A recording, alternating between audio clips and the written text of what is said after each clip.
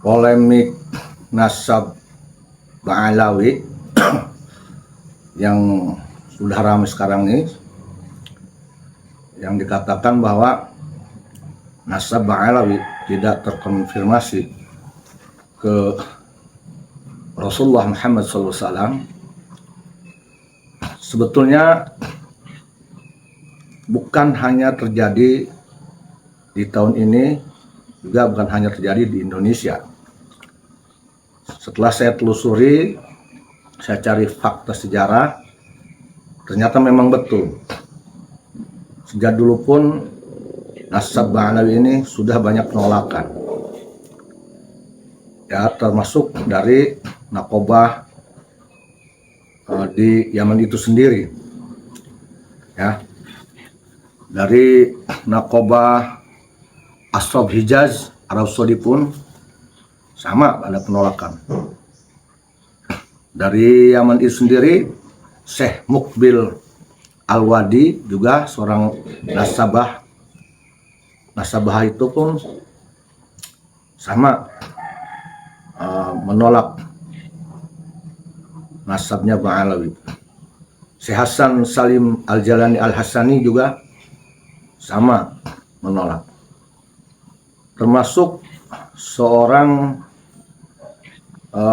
Syarif Hijaz, yaitu Syarif Ainur Rafiq, di tahun 1882 sampai 1905 kalau tidak salah, seorang keturunan Rasulullah Muhammad SAW dari Sayyidina Hasan yang menjadi khalifah di Makkah saat itu, penguasa Hijaz, pun pernah menghukum seorang yang ngaku dzurriyyah Nabi Muhammad dari kaum Ba'alawi, dan sudah dihukum karena sudah kebiasaan saat itu setiap yang menjadi khalifah penguasa di Hijaz itu harus dari keturunan Rasulullah Muhammad SAW. Jadi ketika ada orang yang mengaku dirinya dzurriyyah Rasulullah Muhammad SAW di daerah tersebut, di Hijaz tersebut, yang memungkinkan ada kesempatan untuk menjadi khalifah, karena pada saat itu seorang khalifah di Hijaz itu harus dari keturunan Rasulullah Muhammad SAW. Maka ketika ada orang yang mengaku dirinya dzurriyyah Rasul, tentunya pihak penguasa Hijaz saat itu akan meneliti kebenarannya. Bisa jadi ketika saat diteliti ternyata dari kaum Ba'alawi yang ada saat itu yang ngaku dzurriyyah Rasul ternyata terbukti tidak bersambung nasabnya Rasulullah. Oleh karena itu Syarif Ainur Rafiq menghukum Bani Alawi tersebut. Juga dari yang lain pun banyak sekali penolakan sejak dulu. Jadi sebetulnya tidak aneh, tidak heran, bukan hanya di saat ini. Walaupun Kiai Haji Imaduddin dengan penelitian ilmiahnya itu sama dengan pada saat penelitian ilmiah yang dilakukan oleh Naqobah yang dulu dan oleh nasabah-nasabah yang dulu. Tetapi diklaim oleh pihak-pihak Bani Alawi itu seolah mereka yang nasabnya dituduh palsu. Tapi fakta sejarah lebih menguatkan, memang ada dugaan terbukti memang itu tidak bersambung pada Rasulullah Muhammad SAW. Tetapi untuk membela dirinya, apologi, maka kaum Ba'alawi selalu akan mengatakan bahwa banyak dari dulu pun yang menafikan, mendustakan nasabnya. Itu adalah salah satu bentuk, menurut saya, dugaan saya ini adalah pembelaan diri. Termasuk di Indonesia sendiri saat ini begitu. Untuk pembelaan diri, untuk menutupi kebenaran dirinya bahwa tidak tersambung nasabnya pada Rasulullah Muhammad SAW, agar ini masyarakat yang menilai meragukan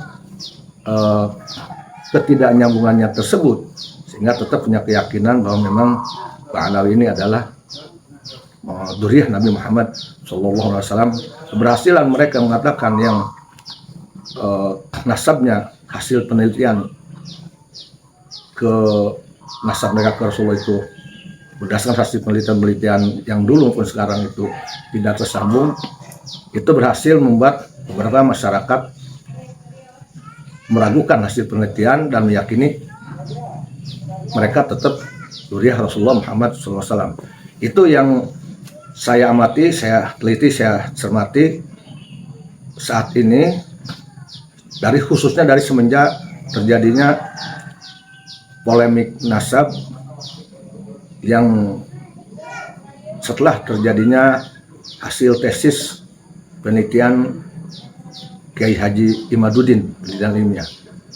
Saya sangat berhati-hati untuk mengambil sikap dan kesimpulan. Oleh karena itu saya mencoba untuk mencari informasi, mencari data dari beberapa sumber yang harus saya ketahui agar saya tidak salah memilih dan agar saya tidak salah mengikuti dan agar saya tidak salah mengambil keputusan teruntuk khususnya untuk diri saya. Mana ini yang benar? Saya pun tidak ingin ceroboh mengikuti pendapat siapapun sehingga saya akan salah dalam mengambil keputusan. Alhamdulillahirabbil alamin, sampai saat ini alhamdulillah saya sudah mendapatkan insya Allah kebulatan tekad, sudah bisa memahami sebenarnya apa yang terjadi, mana yang harus diikuti dan harus saya ambil keputusannya.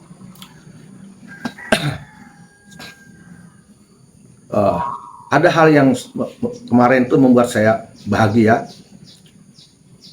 yaitu adanya undangan dari pesantren Dakrab Cirebon yang disebarluaskan melalui WA bahwa di situ surat undangan mengundang seluruh dzurriyyah Wali Songo. Kali lagi saya katakan mengundang seluruh dzurriyyah Wali Songo yang merasa dirinya dzurriyyah Wali Songo, wabil khusus dzurriyyah Syekh Syarif Hidayatullah Sunan Gunung Jati Cirebon, itu diundang siapapun dia, khususnya pemilik pondok-pondok pesantren yang merasa dirinya dzurriyyah Wali Songo, khususnya dzurriyyah Sunan Gunung Jati Syekh Syarif Hidayatullah Cirebon, itu diundang untuk hadir. Itu memberikan kesempatan kepada siapapun agar bisa menjelaskan apa yang dia miliki, data yang dia miliki, data primer sekunder, manuskrip primer sekunder yang dulu dan yang kuno yang sekarang, masuk dalil-dalil dan kitab-kitab. Maksud undangan itu adalah agar ditemukan kebenaran, sehingga pada yang hadir saat itu bisa membantu menemukan kebenaran yang seharusnya.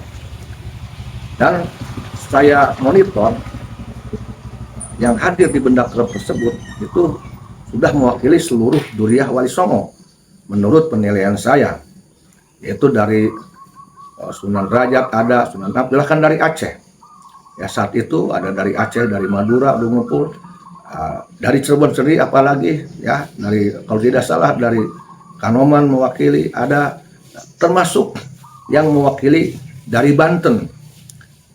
Dari Banten sendiri tokoh-tokohnya yang mengklaim dirinya tokoh dari Kesultanan Banten ya, yang di sana dia punya legalitas hukum yang berkaitan dengan organisasi yang dia sandang, dia punya status di situ dalam sebuah organisasi yang berkaitan dengan Kesultanan Banten pun tokoh-tokohnya itu hadir. Ya, disitulah saya saat itu bahagia karena dari Banten hadir. Dan saya sendiri pernah berbicara dengan beberapa, katakanlah orang-orang yang punya orang-orang yang punya kompetensi ya dari Banten ini, agar ikut menghadiri musyawarah untuk bahas masalah itu di Cirebon, agar di Banten ada yang bisa mewakili hal itu, sehingga Banten tidak ketinggalan informasi, dan sehingga Banten bisa puas membukakan dalil, kitab, referensi yang lain, manuskrip yang dia punya. Andai kata pun dari Banten harus berargumentasi, mempertahankan data ilmiahnya, saat itulah nanti di benak kerap. Itu harapan saya. Saya sudah menganjurkan, saya sudah mendorong beberapa para tubagus yang saya pandang mempunyai kompetensi secara legal dalam satu organisasi yang diklaim oleh mereka mewakili Kesultanan Banten. Klaim mereka adalah mewakili Kesultanan Banten. Maka saya dorong agar nanti di kemudian hari dari pihak Banten tidak ada persoalan.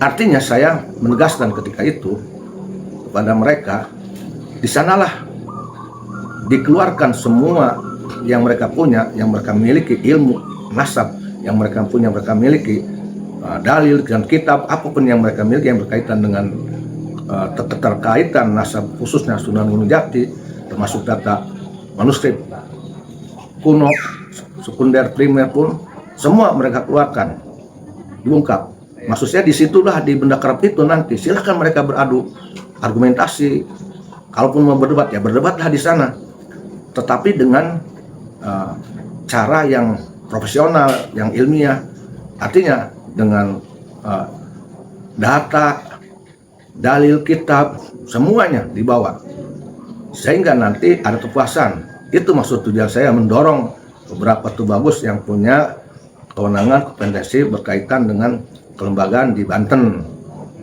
Dan kebetulan juga kan ada yang mewakili juga dari Duriyah Syekh Syarif Hidayatullah, itu kan bukan hanya Banten, ada Cirebon.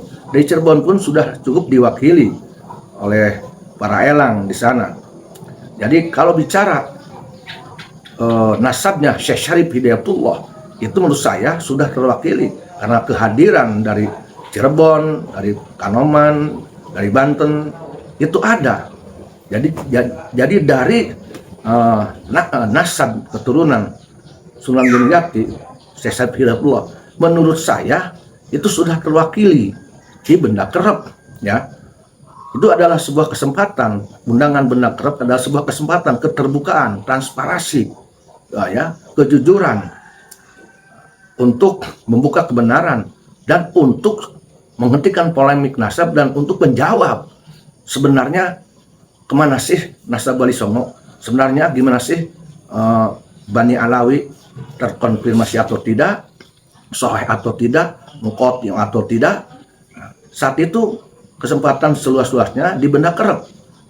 Makanya ketika ada undangan benda kerep, saya menyambut gembira walaupun saya tidak hadir. Kenapa? Karena saya rasa ada yang lebih berhak, berkompetensi dari Banten ke benda kerep untuk hadir. Makanya saya dorong para tubagus-tubagus yang punya kewenangan untuk hadir.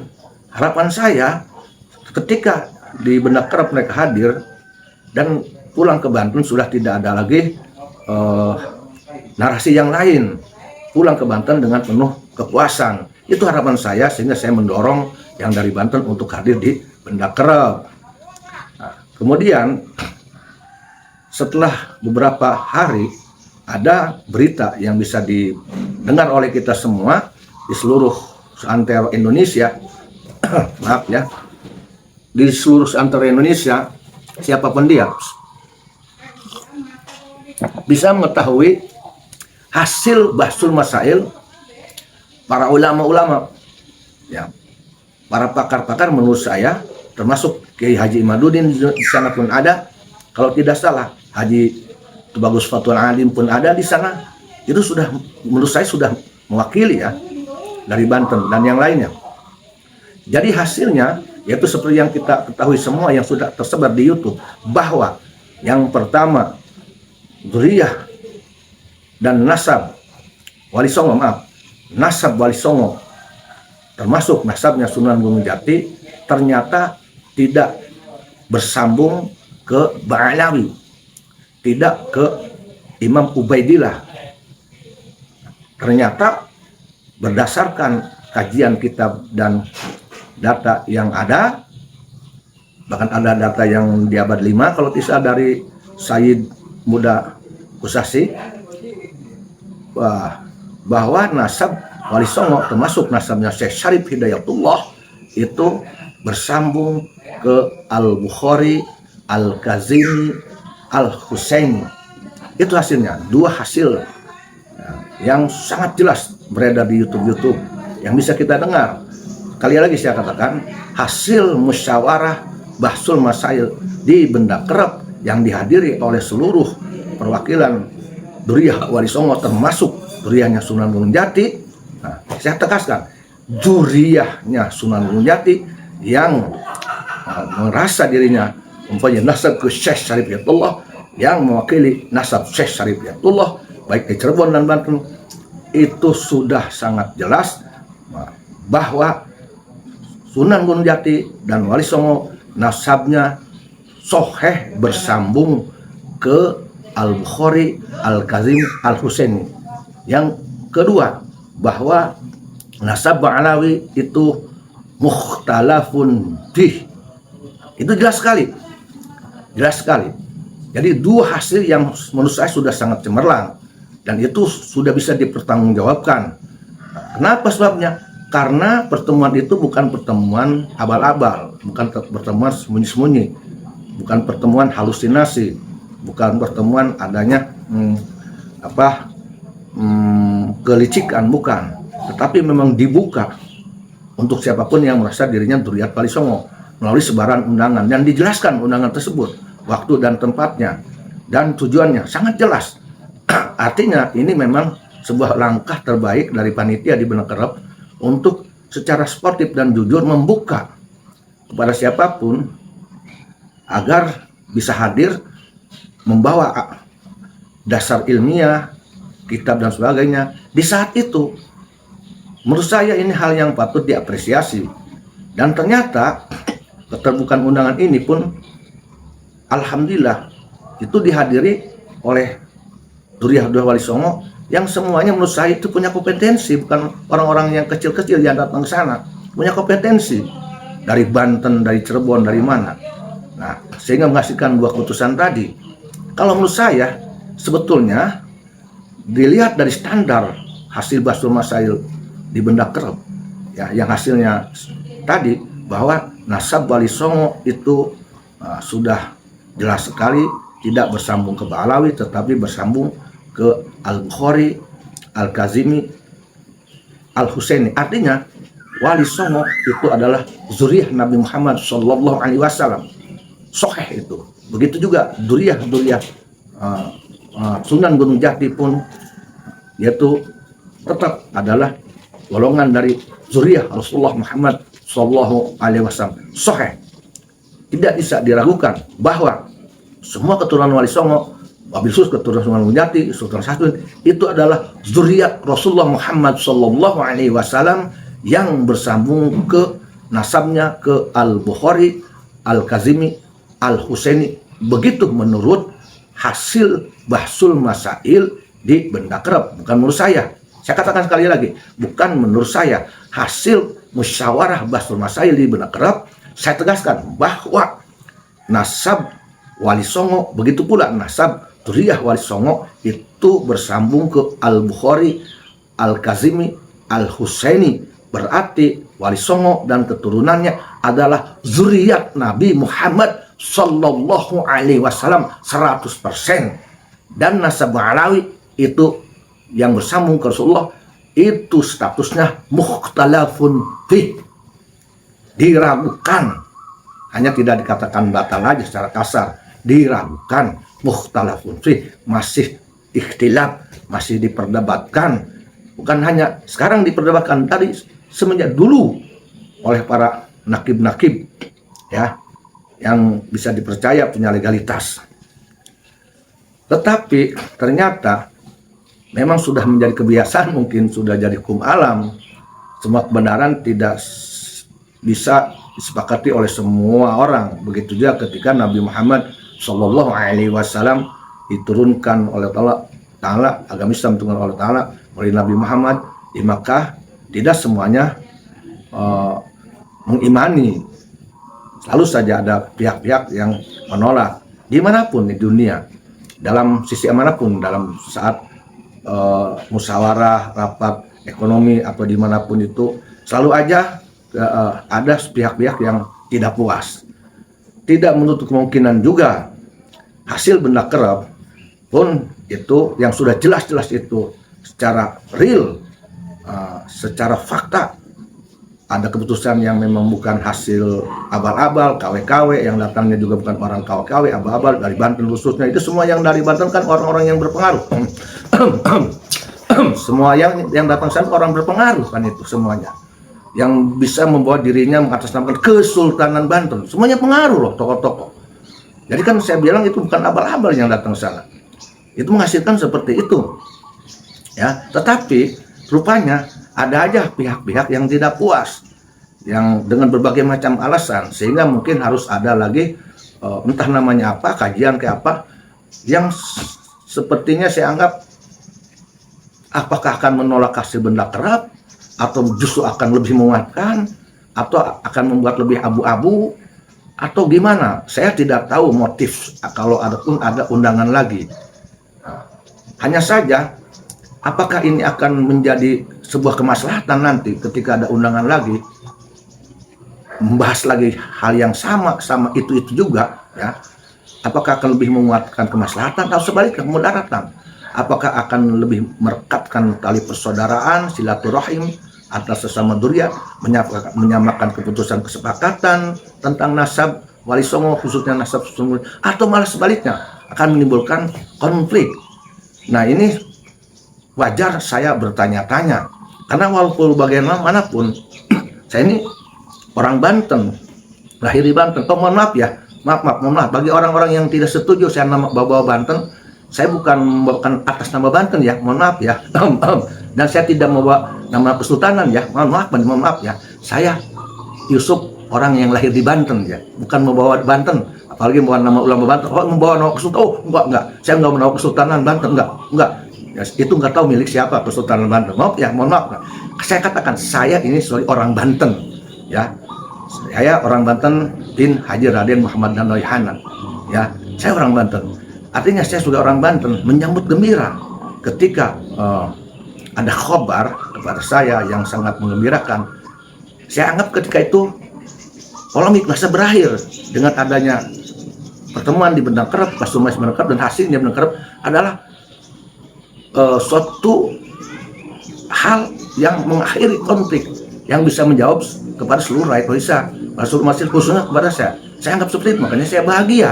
Tetapi ternyata itu hanya kebahagiaan sesaat, bertambah berubah menjadi sebuah kekecewaan bagi saya, karena ternyata ada kelompok-kelompok nggak tahu siapa mengatasnamakan apa, saya tidak tahu.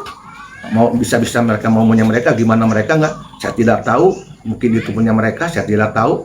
Ternyata akan mengadakan lagi pertemuan.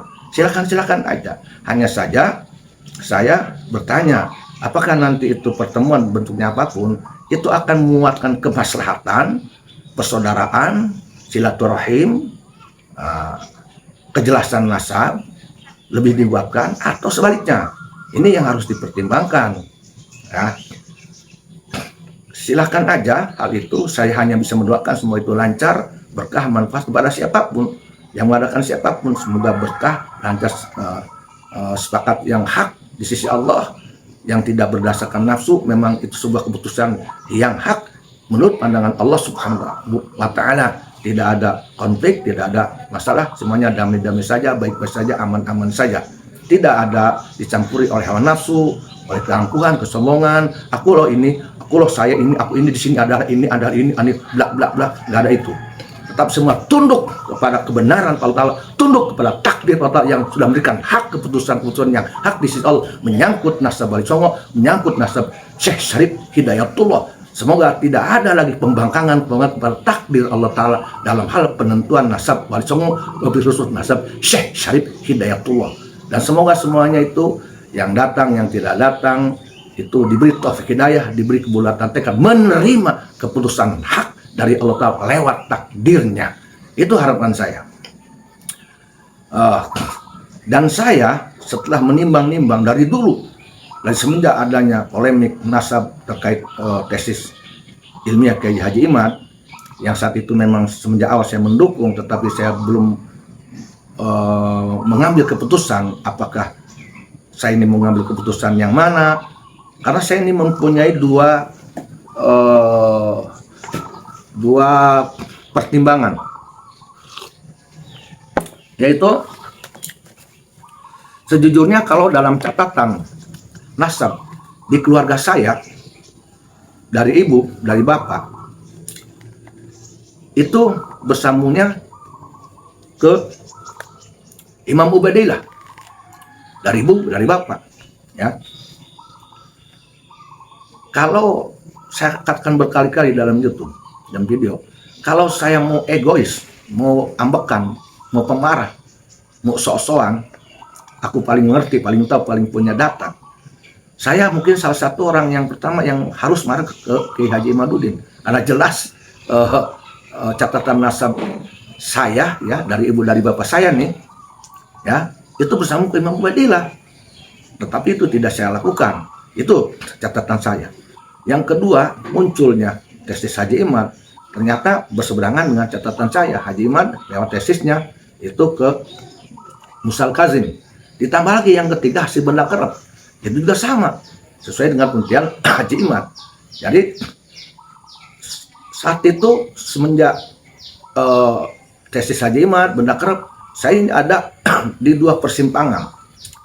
Ini yang benar yang mana loh? Apakah catatan yang ada di dalam diri saya, di keluarga saya, yang nasab saya dari ibu, dari bapak ini ke Ubaidillah, atau ini ke nasab yang benar ini ke hasil musyawarah Basmasi, benda kerap, dan Haji Imad.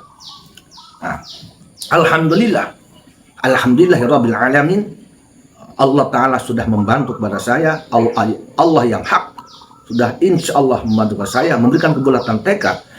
Saya harus mengambil keputusan. Karena kenapa? Banyak sekali yang datang saya menanyakan dari para kiai dan yang lain, sebetulnya kemana sih ini nasab Wali Songo? Sebetulnya kemana sih ini nasab Syekh Syarif Hidayatullah? Ya, seolah mereka ini ingin tahu di dalam, tetapi di dalam keraguan juga. Nah, karena seringnya banyak yang bertanya, saya sendiri memang belum mengambil keputusan, maka semampunya saya, walaupun saya banyak kekurangan, sebisa-bisanya saya mencoba menghubungkan saya kepada Allah Subhanahu Wa Taala, memohon petunjuk, tetapi saya tidak mengatakan ini hasil petunjuk, tidak loh. Hanya tetap saya dengan Bismillahirrahmanirrahim. Untuk mengambil keputusan ini, saya dengan Bismillahirrahmanirrahim, dengan harapan Allah memberikan kepada saya keputusan bulat untuk mengambil mana status kenasaban Wali Songo, status kenasaban Syekh Hidayatullah, termasuk berarti kenasaban Sultan Nasruddin, yang harus saya ambil untuk saya pribadi, setidaknya untuk saya pribadi pegangan. Maka saya dengan insya Allah dengan Bismillahirrahmanirrahim, dengan tujuan agar saya diberi oleh para keputusan yang membuat, maka pada akhir hari ini saya Yusuf bulat dan tekad, insya Allah Bismillahirrahmanirrahim, saya meyakini bahwa keputusan benda kerap, bahwa nasab Wali Songo itu tidak tersambung ke Ba'alawi, tetapi bersambung ke Al-Bukhari, Al-Kazim, Al-Husaini, ya, khususnya nasab Syekh Syarif Hidayatullah, saya lebih mengikuti keputusan benda kerap.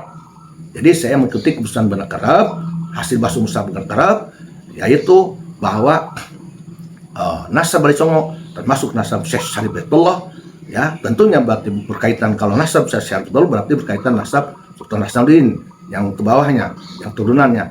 Itu setuju, sepakat, saya itba mengikuti pendapat hasil benda kerap, yaitu nasab mereka yang mulia bersambung ke Al-Bukhari, Al-Kazimi, Al-Husaini.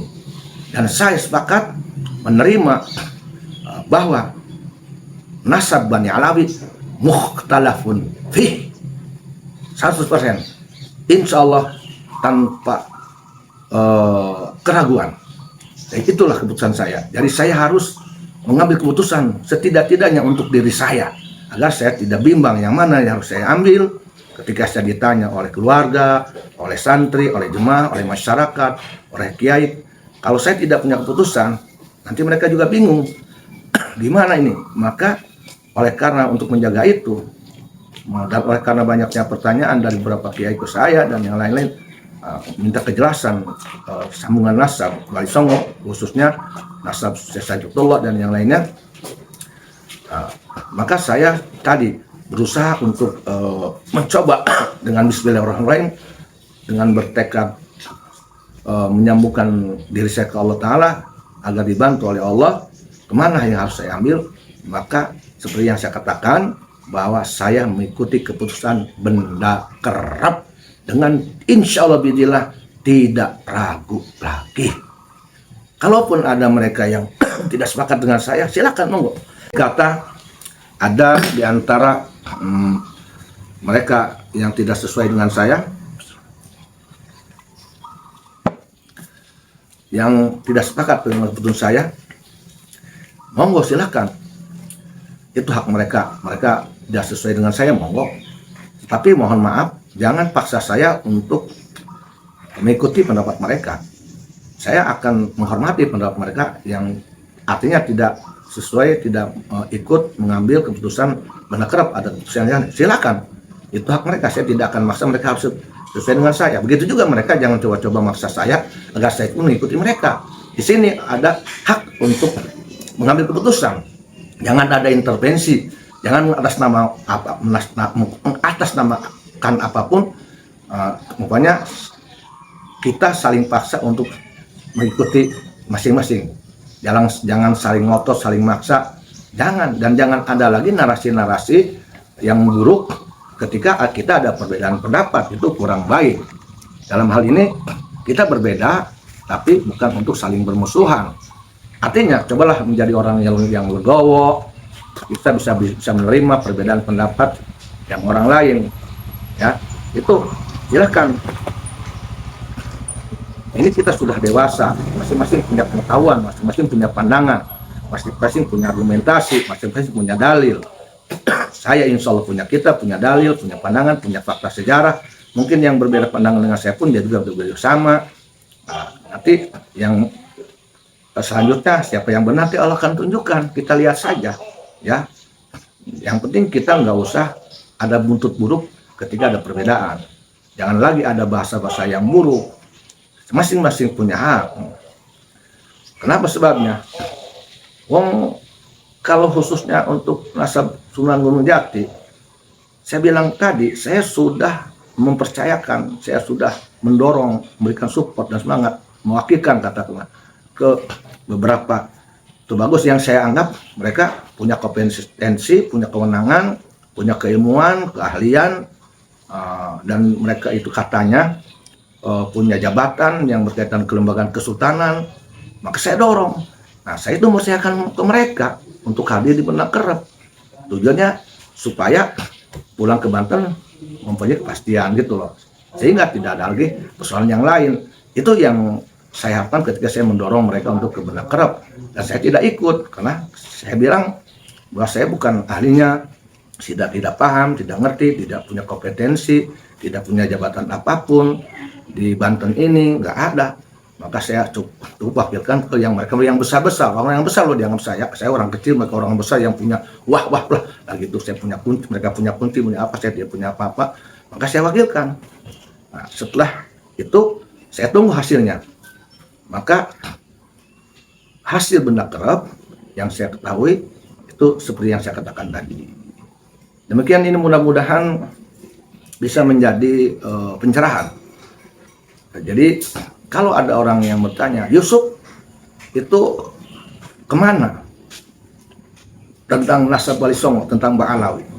Jadi saya harap tidak ada lagi pertanyaan. Maka saya katakan saja terang-terangan dan jujur, insya Allah saya yakin secara terang benderang bahwa nasab Wali Songo itu bersambung ke Al-Bukhari, Al-Kazimi, Al-Husaini. Artinya saya mengikuti, menerima keputusan Mbah Sunan Said Benda Kerap dan nasab alawi itu mukhtalafun fih. Itu. Jadi itulah keputusan saya. Itu sudah final, insya Allah udah final. Insya Allah udah final. Ya, insya Allah. Jadi tidak ada lagi hak yang harus bertanya bagaimana keputusan itu. Itu keputusan saya. Dan itu tidak sembarangan. Saya sudah meneliti, menelusuri fakta sejarahnya dulu, sekarang, nakobah di internasional, nakobah asal Irak, Hijaz, dan sebagainya. Saya pelajari, ya, dan saya sesuaikan dengan kitab-kitab yang ada di sini di pondok saya. Ada 12 kitab, satu Zohiro dan yang lainnya ada. Kemudian saya sinkronkan dengan hasil bahasa saya dibentuk ada kerap, saya monitor juga, saya sinkronkan juga dengan sejarah-sejarah, berita-berita, fakta-fakta yang lain di luar negeri terkait dengan nakobah, dengan nasabah, dengan yang lain-lainnya yang berkaitan dengan Badi Alawi. Maka saya sinkronkan semuanya dan kemudian finalnya di benda kerap itu menghasilkan yang saya terima. Ya, sekali lagi saya katakan kepada mereka yang berbeda pendapat dengan saya, mohon maaf, bukan saya tidak menghormati, ya. Nah, tolong hargai ini pendapat pribadi saya, dan saya pun akan menghargai pendapat Anda yang tidak sama dengan saya. Dan kita di antara kita jangan ada narasi yang buruk hanya karena perbedaan. Silahkan kita hargai hak masing-masing. Demikian, semoga hal ini menjadi pencerahan bagi kita semua. Ya.